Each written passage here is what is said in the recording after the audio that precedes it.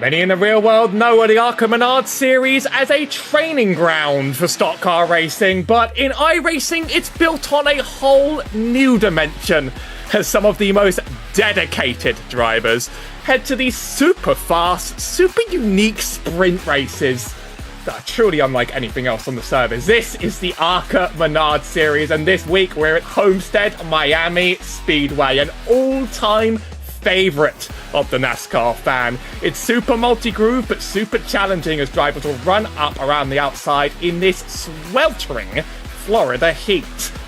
Keeping the tyres in tip-top shape is always going to be important as ever, but with a no-caution run, as the ARCA Menards series likes to bring, it's going to become a true long-run game.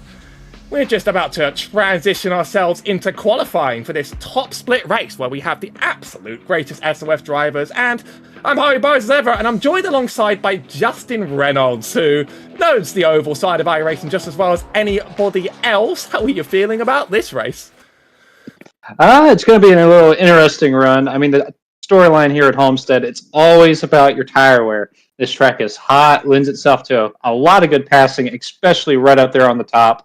You're going to see drivers get real right up against that wall and try to compress all that air and use all that track. So I think we're in for a good one. Well, they love this place, and I love this place too.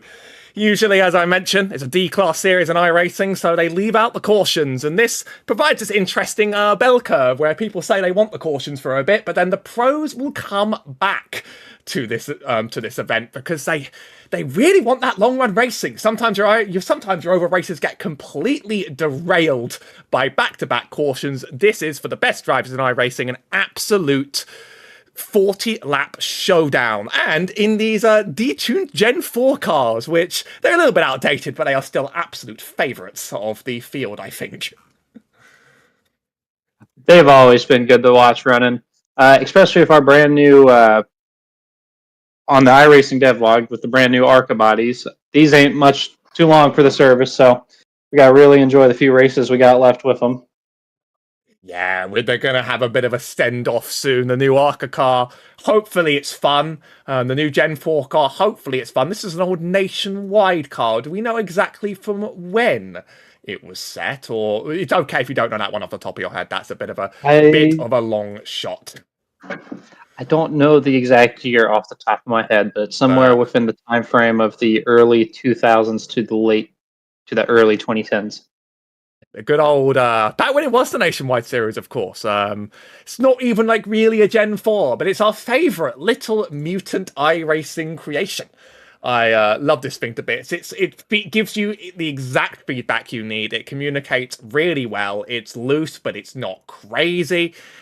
It's challenging, but it's not too hard. You know, they really struck a bullet with this many years ago. They made the Gen 4 car by accident, I know, by tuning it up just a little bit too high. That's become its own hit series. That's a whole lot of fun.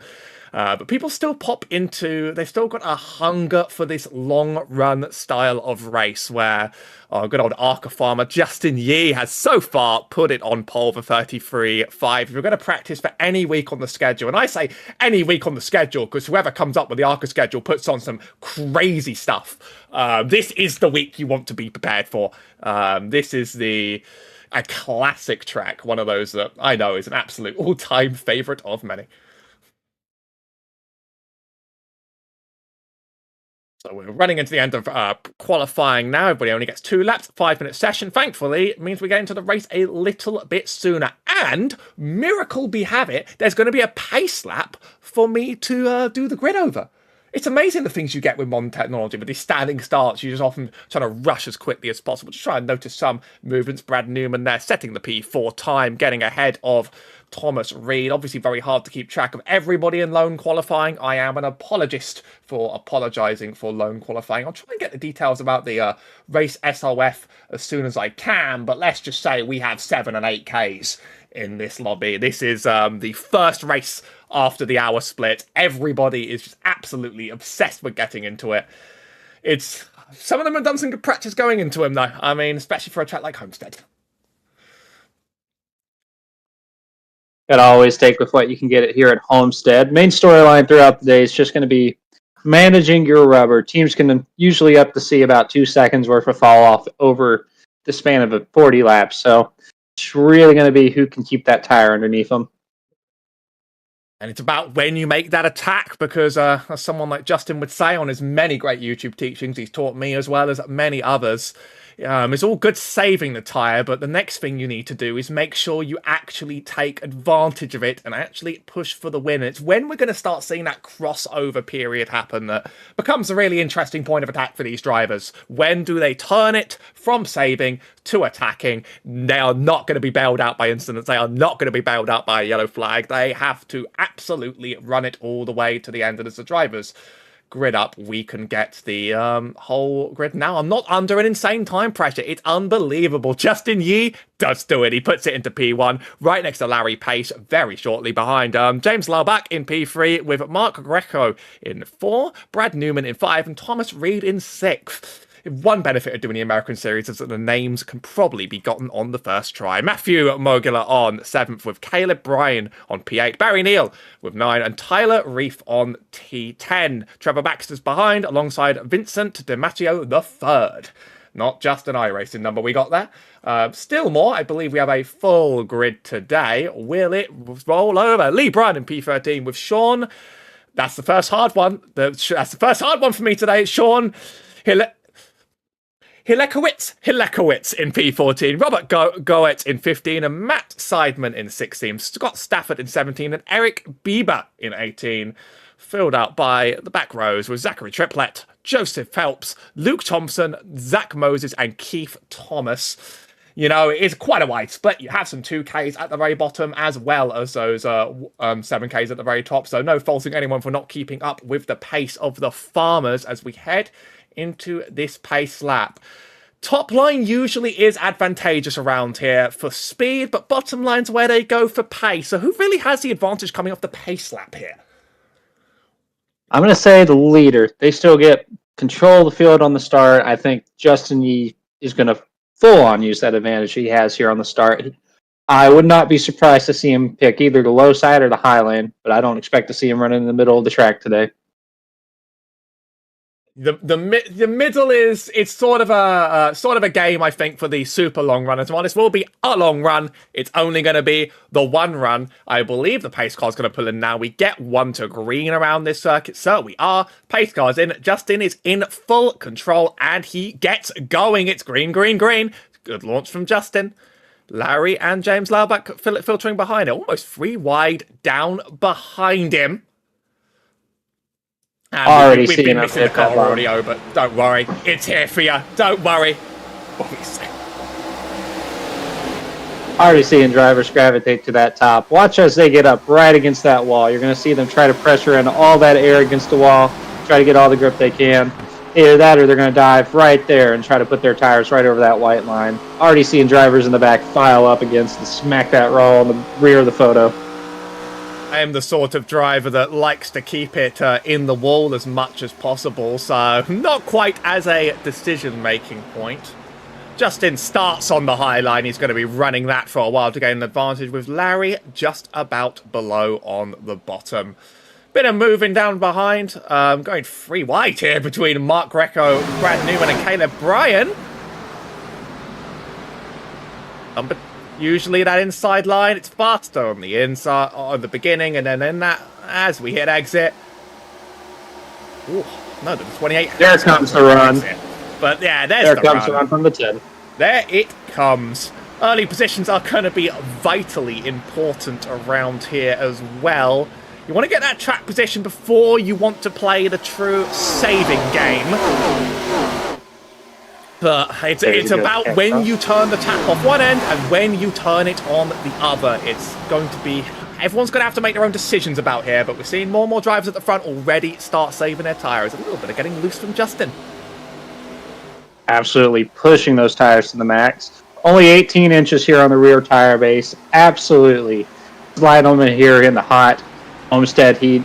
Track 10 for me, it's registering about a little short of 102 Fahrenheit. Absolutely cooking here on the track. I can indeed get that. We're believing it's going to be 93 on the track, 76 in the air. with a 13-mile-an-hour downwind. And they don't need to tell us there's no rain, but it's pretty humid out there as well. That's your average day in Florida, really. Hot, humid, and sweaty. I prefer to drive this track in the night, really. Here's Tyler Reef on that high line, getting the better here of Brad Newman. I think that run is going to come his way. Right up against the wall here on the exit. Getting a little bit loose from him. Larry Pace. It's going to be Larry Pace and James Laubach sort of tangling back and forth over these corners. Justyn Yee getting a very good run away with it now, looking to try and lock in this P1. Really, the 1 and the 2, iRating wise, they are miles ahead of the field, so it's going to be a game between them. And for Larry, he's going to be hoping that he has a little bit more tire in him when it really matters. 40 laps, it's going to be over very much sooner than you ever could realize. 40 laps around here goes by quite quick. As we watch him come into the corner, I want you to pay attention to pace and how his car is rotating through the center. It's almost like it shifts and he turns on the light bulb and he just slams that hammer down. Watch that rear end. Gets a little bit squirrely on exit, but he keeps it pinned right up to the wall. Loose is fast, and being on the rear is very, very nice, because it means you can put a bit more into the front, looking to balance it out 50-50 as much as you can, of course, but really feeling out this car's balance. This car, as I mentioned before, it communicates more than anything else. The modern cup car likes to snap you into the nearest wall, but this thing just, you know what it's doing, you know how it's behaving with you, and if you can learn this, they say you can absolutely learn anything. Or just go up to the Gen 4s, which are unbelievable on iRacing. I was in love with those things, although they will get very stressful. Those races get so long. You're the NAS farmer, though. You know how to farm NAS. It's all about just clean pit stops, clean strategy. But here at ARCA, you don't get any of that. It's just your ability to save the tires and work your way through traffic.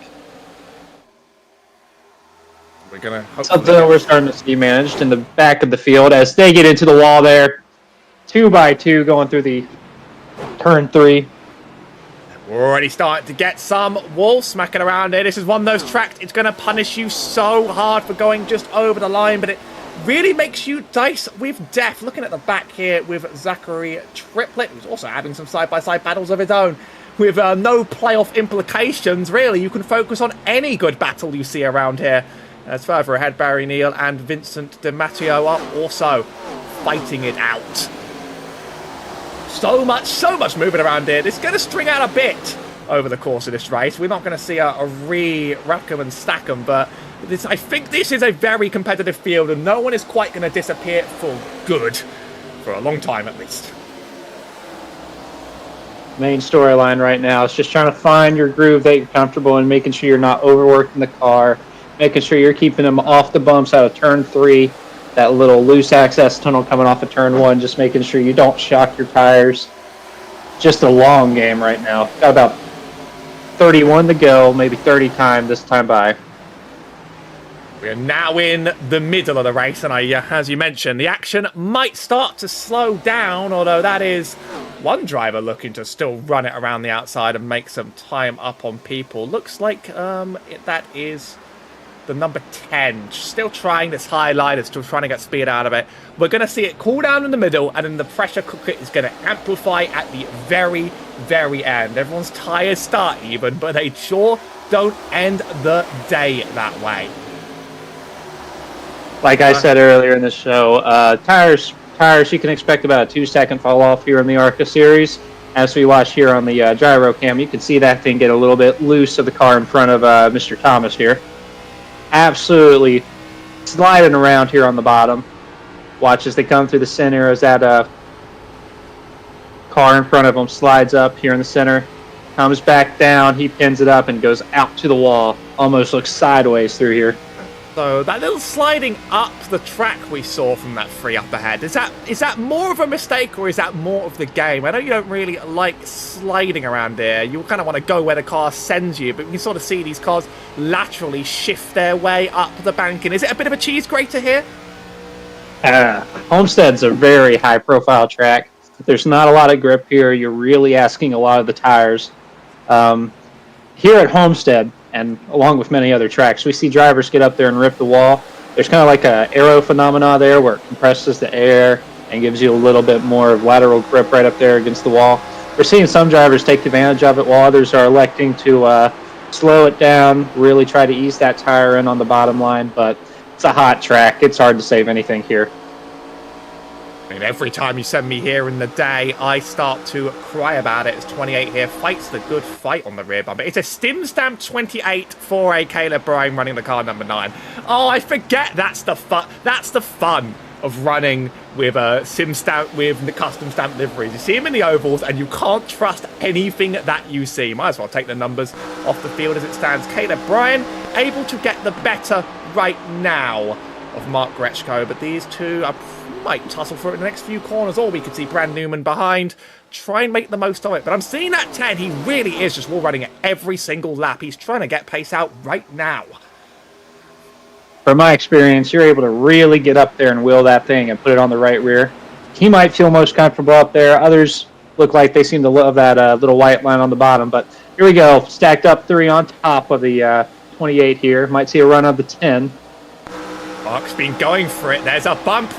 We see the contact. There's almost a push going into the corner. Not quite sure you're meant to see someone going through another camera, but that's the reality of sim racing. It is a little bit of unsettling, and Caleb Bryan's going to take the 6 here. 10 not getting the momentum he was really looking for, I don't think. Very little margins of error here at Homestead. You mess up the high side, you're going right in the wall. Mess up the bottom, you're sweeping right up into him. Here on the 10, almost looking sideways through the corner as he gives it a little rear tap. Also noticing up front, the battle's happening up front. Larry Pace and Justyn Yee, they're going to start dicing around and trying to make their moves. Justyn has that high line, so he's willing to burn more tyre right now. Let's get moving. Larry Pace, these two are at each other's throats almost every week in the SOF race here this series. And Justyn's feeling like he's going to have to put some in right now in order to stay where he is. So Justin's up there running that seam.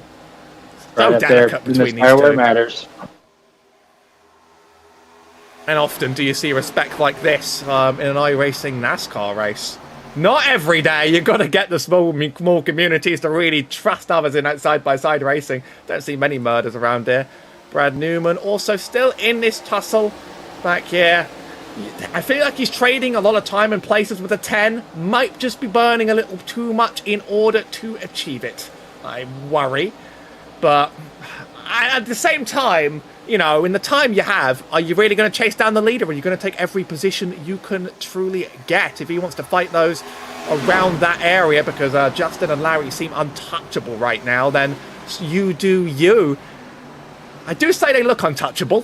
Do you think they're both collectively burning a lot more in this battle, or do you think it's being offset by the people behind? I believe it's being offset by the people behind, but man, there's still a 4-second gap, and it's closing as we see through the corners. It opens up, closes again. I think if the 3 car had clean air, wasn't battling that 9, I think he could easily catch up, because these guys, they're running side by side. They're having to sacrifice a lot of their line just to get around the corner without killing each other. There he goes. You can see him right in frame.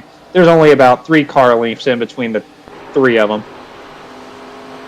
And I think he is going to start making this a 3-horse chase. Justyn Yee gets loose out of turn 4 there, and that's just going to give up that position for absolutely free. I think Justyn might have just had a moment able to keep it on the road, but that's a position he's going to have to earn back now.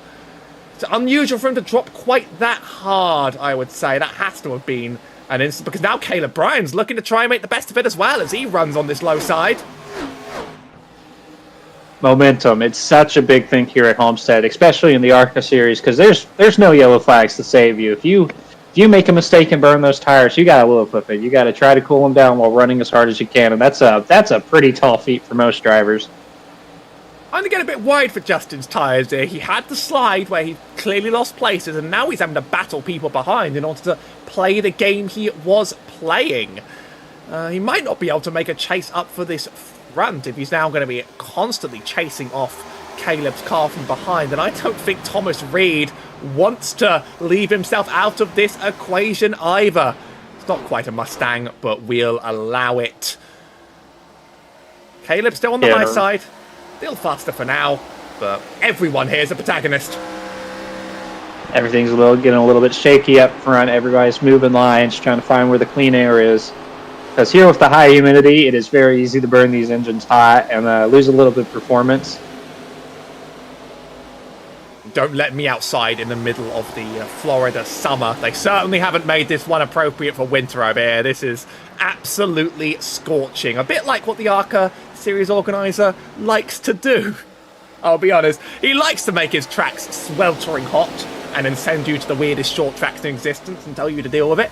We'll never really know quite what's going on in the head of the ARCA series organisation sometimes. It's good to see a classic track show up. What else is showing up in the rest of the season that is going to be particularly interesting?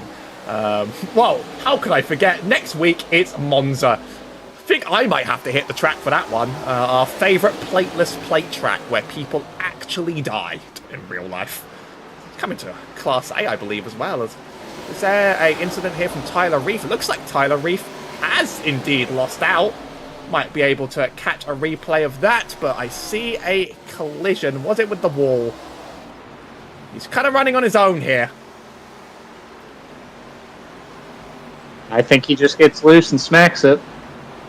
We're going to keep an eye on it. Yep, just comes right out from under him. You get a fast repair, but I don't know what consolation it truly is because this race doesn't stop for anybody. And it's Larry Pace leading the field right now. And Justyn and James Laubach are not done, though. You can actually ominously see them in the rear. This could be a 4-5 car chase for the end. We saw one in the NASCAR series in real life. We don't quite get the green-white checkers here, but everybody is going to play attack. We're starting to see pace slow down from everybody in the field. I think we've hit about a 1.5 second fall off, and it's only lap 25 at 40. We still got half a race to run. This is when you really start seeing those pace differences spread out, though. You start seeing who drove the car differently. Everybody here at the top is talented at tyre management, but then it just becomes a game of the choices you're willing to make. How much you're willing to sacrifice, what you're willing to push for early, push for late, the traffic and air, you end up in all of these things. Massively impact. Caleb Bryant's going to make a move on the bottom there against Justyn. Will he get it done? He's pulling ahead on the backstretch. And get into Dead the even here. Try and find out. Justyn still has that, still holding where he wants here. I think Caleb's going to be using a lot of that wheel in order to try and... Oh, there's a slide. That's looseness, and he is going to have to drop back. He's probably going to lose out to Thomas Reed as well, pushing a bit too hard on the inside. Really asking too much of the tire as he smacks into the wall. I need to really calm down and let the race come back. It's very easy to tilt and panic in these ARCA races. They get a bit long and stressful feeling once you do a run for this long, and you don't really get any chance to rest on an oval. It's corner after corner after corner after corner. He is making the attack back now on Thomas Reed. Might have it. It's that highline momentum. It continues to play very well in Thomas's advantage. Watching the center of the corner here is always where the biggest part is. All it takes is Thomas messing up one corner and pushing it wide into the wall for the 28 to get a run on him. Or just any of these drivers over pushing it on the outside, over pushing it on the inside, getting a bit of a slide, or he's so close to that wall. I couldn't do it. I could not do it at all. Here's Brad Newman, who gets a front row seat of the action. It takes a certain kind of driver to get up there and run against that wall. It is very sketchy. It's very loose. It's a very, very precise movement on the wheel, trying to keep enough pressure in your brake to hold it up there while also keeping speed with your gas pedal. It's such a delicate balance, and it's almost like a fine art. You know what? This is a good watch after NIS week. I think we all got our Homestead races at NIS ruined by idiots. I think we all had some bad experiences, but this is just some good racing here, and it's what it is all about. They're still chasing it out. They're not done any time soon, Thomas Reed and Caleb Bryan, as Larry Pace definitely seems to get away. Don't have many laps to go. It's going to take a lot of work now in order to make up that distance. I constantly feel like these two are going to come together. But they know better than that. They know their car. I love seeing the close racing on action here. Watching the bottom here. The bottom gets a run coming in on corner entry, but the outside, it just gets so much momentum running up against that wall.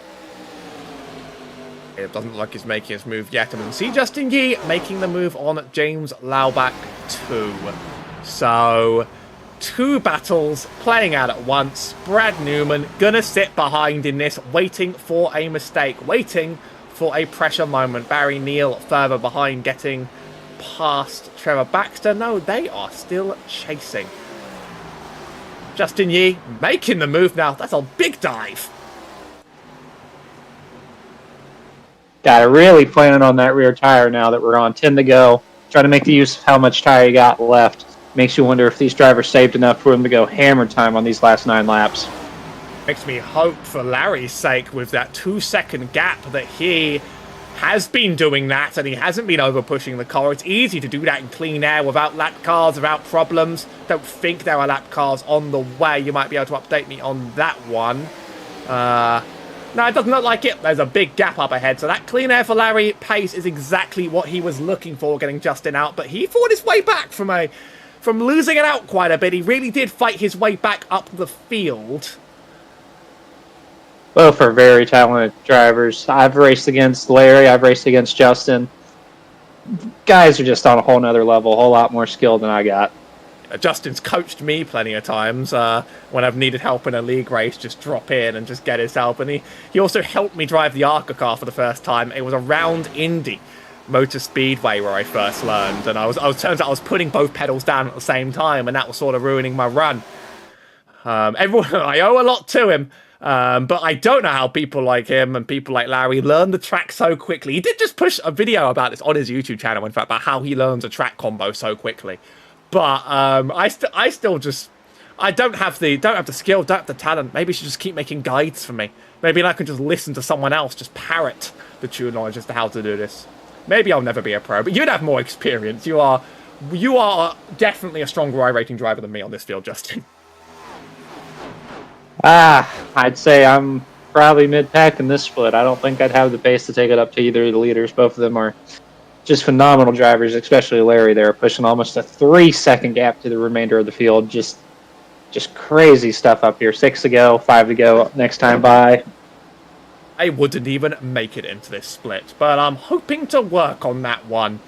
Okay, it's going to be this freeway battle, I think, between Caleb, James, and Thomas to decide who makes up that P3 position. Justyn's done a decent job of making up some distance, and we're seeing battling come out, and the real pace difference is starting to play now as Thomas just absolutely flies up that inside line and has the momentum to cut off. Unless James Laubach does decide to go low on the exit, he does have the momentum. They're going to still be running side by side. Some absolute mental racing going there from the Thomas, setting up a slide job like that and not sticking it there. Going to be a run coming here on the outside. Does he duck it out? No, he's going to stay high, down the back stretch, pressuring all that air onto the right side of the car. And it should be the line for Thomas if James doesn't have an amazing entry. Although even an amazing entry last time was beaten on the corner exit. Thomas definitely keeps advantage. Now Caleb's back into play. Lots of momentum. Going to make a dive up the inside. We're going to see the slide job game again, I think. See, does he pivot up? He's not going to have the space to slide job him. Sliding right up against him. That aero cut there, absolutely devastating, but he comes off the wall, loses momentum. James takes it again. We're starting to see some aero games get played. I think some trying to just throw as much dirty air as possible, but as the pressure builds up, these drivers might just slide into the walls. Only 4 to go. 3 to go for the driver being followed here across the line. It's going to go down to the line. P3. Battle for P3 here. Did we save enough tire here to push it hard on the end? Thomas thinks he's done so. Watching the two battle in his rear mirrors, probably only giving him hope at this rate.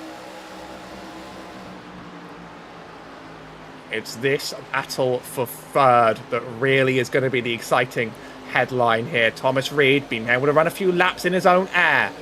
Make the most of it. Tyres are cooked at their absolute worst. It's Thomas, James, and Caleb across the line with 2 to go.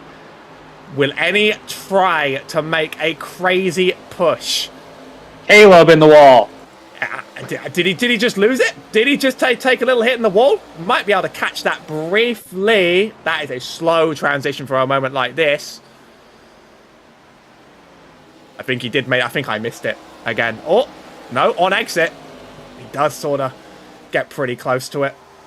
Back to live action. Not long to go now. We'll go out to see the white flag. And we'll talk about this battle. But first of all, we need to take a little look at our Larry Pace, who absolutely ran away from the start. Some very good battling with Justyn, helped kept his position. But from then, he's done nothing but extend. 4-second gap. He's going to cross the line and win at Homestead. Some would call it the most prestigious race of this season. Although, I'd call it Monza. Behind him, Justyn Yee's not done with Thomas. Thomas isn't done with Justyn, I don't think. There might not be time. Oh, another lap and he would have had him. Justyn's going to lock in P2. Thomas Reed into P3. James Loudback into P4. And Caleb Bryan into 5. More chasing down the field. Just a couple more drivers left to go. Here's Zach Holmes at the back. As I just wanted to catch the closest battle before we made it across the line. And Keith Thomas. That should round it all out. As Barry Neal. Did he have another incident of his own that I missed? I unfortunately don't have the event viewer properly set up to see. But it doesn't look like Barry Neal. He came out of a meatball. He must have hit the wall quite close to the end. I can try and catch what happened 60 seconds back. Or we can even hit the rewind button. I mean, let's go backwards on real life. When did it happen? When did it happen? I'd love to be able to get the highlight for this one. I'd love it. Instead, we just get to... Did we catch this one earlier? Or did he... He might have done it. He's been smacking the wall a few too many times on the way out. That explains that. Bit of damage leads to more damage. Well, it's a quickie around here at Homestead, but it is always an absolute treat as we get our finishing results up on the screen now. Some excellent, excellent driving there by Larry Pace to take away P1 with a 4-second gap over Justyn Yee in P2. Thomas Reed took P3, and with James Loudback and Caleb Bryan battling all the way to the end for the next 3. Brad Newman in 6th with Mark Greco in 7th. Matthew Mulger in 8th with Vincent DiMatteo the 3rd in 9th. Trevor Baxter took 10th. Further behind, we had Luke Thompson, Lee Brun, Zachary Triplett, Sean Hilkowitz. I've gotten that one wrong again. He can tell me later. Matt Sideman with Scott Stafford behind. Eric Bieber, Robert Goetz, Zach Moses in 19th. Joseph Phelps in 20th. And finishing off the grid, we have Keith Thomas. Barry Neal, who typically won the high-rated drivers. They must have had a mistake sent to the back. And Tyler Reef not finishing after his incident. Well, it is a quickie. It was a fast race, but it was fun. It is what Homestead's all about, really.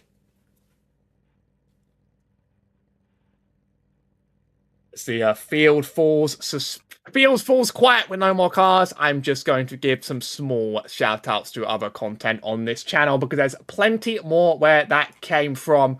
We have the Mini Stocks National Tour still running, in fact, and you can sign up at www.aeonesports.com. Have you ever driven these crazy asymmetrical cars on the road? If you haven't, you have to try. Last week's round is on the channel. We're here on Friday evenings, British time, and it is an absolute treat to drive these things. Head to www.aeonesports.com and you'll have the sign-up form. It's definitely not too late to show up. And subscribe for more. Our next over race will be bringing you to Indianapolis, as I call it the Indy 125 as the Indy Open Series heads to the classic IMS. I absolutely adore that one. But for now, that was our ARCA race of the week, and it has been a lot of fun out there. Love it here. You might see me at Monza, but until then, I'm Howie Burroughs, and I've been alongside Justyn Reynolds, wishing you a very, very good night. And thank you for watching. Subscribe for more. Adios.